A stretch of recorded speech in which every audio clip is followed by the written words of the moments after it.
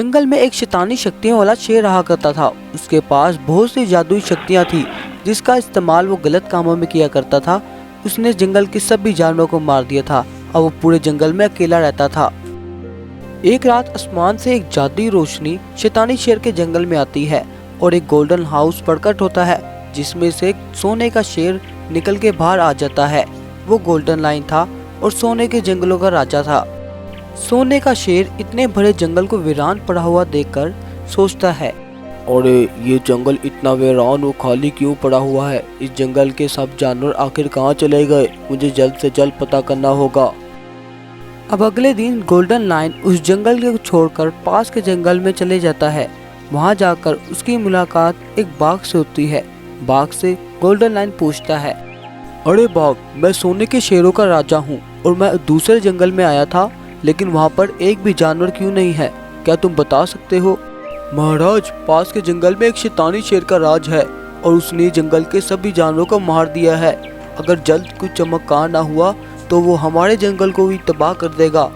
अच्छा, तो ये सारा काम शैतानी शेर का है, मैं उसे जिंदा नहीं छोड़ूंगा। बाघ, मेरी एक बात ध्यान से सुनो, अगर मैं 2 दिन तक तुम्हारे पास सही सलामत ना पहुंचा तो तुमने काली पहाड़ी के पास जाकर मेरी सेना को बता देना है। इतना कहकर गोल्डन लायन उस शैतानी शेर को ढूंढने के लिए जंगल में निकल पड़ता है। और जैसे ही गोल्डन लायन पास के जंगल में जाता है तो अपने सामने आते हुए शैतानी शेर को देखता है। शैतानी शेर अपने मन ही मन में गोल्डन शेर को देख के सोचता है, अरे ये तो सोने के शेरों का राजा लग रहा है, इसके पास बहुत सी जादुई शक्तियाँ भी होंगी। मैं इसे अपनी कैद में कर और भी जंगलों पे कब्जा कर लूंगा। इतने में गोल्डन लायन को शैतानी शेर के बारे में सब पता लग जाता है और वो अपनी जादुई शक्तियों से उस पर हमला कर देता है। लेकिन वो शैतानी शेर बहुत ज़्यादा चालाक और शातिर था। वो अपनी मायावी जादुई शक्तियों से हमला करके गोल्डन लायन को एक पिंजरे में कैद कर देता है। इधर 2 दिन गुजर चुके थे। बाघ गोल्डन लायन का इंतजार करता है लेकिन गोल्डन लायन नहीं पहुंचता, तो बाघ समझ जाता है कि गोल्डन लायन की जान खतरे में है। अब बाघ वहां से दूसरे जंगल की ओर निकल जाता है। थोड़ी देर बाद वहां पहुंचकर वो देखता है कि वहां पर एक गोल्डन लायन हाउस है।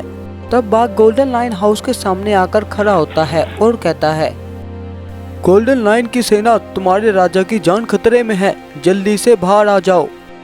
तभी गोल्डन लायन हाउस के सामने एक जादुई रोशनी प्रकट होती है जिसमें से गोल्डन लायन की सेना बाहर आ जाती है। गोल्डन लायन की सेना को बाघ सब कुछ बता देता है। तब बाघ अपने साथ गोल्डन लायन की सेना को लेकर शैतानी शेर को ढूंढने के लिए निकल पड़ता है। अब तक रात हो चुकी थी। गोल्डन लायन की सेना को और बाघ को शैतानी शेर के बारे में कुछ अता पता नहीं लगता। तब बाघ गोल्डन लायन की सेना को शैतानी शेर की गुफा पे ले जाता है। वहां जाके वो देखते हैं कि गुफा में उनका राजा गोल्डन लायन कैद है, उसमें से जादुई शक्तियाँ निकल रही हैं।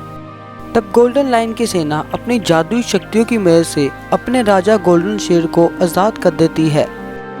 ये सब कुछ दूर खड़ा शैतानी शेर देख रहा था। गोल्डन लायन की सेना को देखकर शैतानी शेर अपनी जान बचाकर वहां से भाग जाता है। और अगले दिन गोल्डन लायन अपनी सेना को अपने आप में जोड़कर एक बहुत बड़े विशाल शेर में बदल जाते हैं। अब विशाल शेर बहुत ज्यादा गुस्से में आ जाता है और शैतानी शेर को ढूंढने के लिए जंगल में निकल पड़ता है।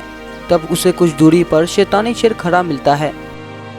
तो यहाँ चुप के बैठा है तू मुझसे? अगर हिम्मत है तो आप लड़के दिखा, मैं तुझे जिंदा नहीं छोड़ूंगा। तूने मासूम जानवरों पे बहुत ज्यादा जुल्म किए, तुझे जिंदा रहने का कोई हक नहीं है। अब गोल्डन लायन और शैतानी शेर में लड़ाई शुरू होती है। गोल्डन लायन का हर बार शैतानी शेर को मात दे रहा था। गोल्डन लायन की शक्तियों के आगे शैतानी शेर टिक नहीं पाता और वही जमीन पर गिर के मर जाता है। शैतानी शेर के मरने के बाद गोल्डन लायन अपने हाउस के साथ अपनी दुनिया में चले जाता है।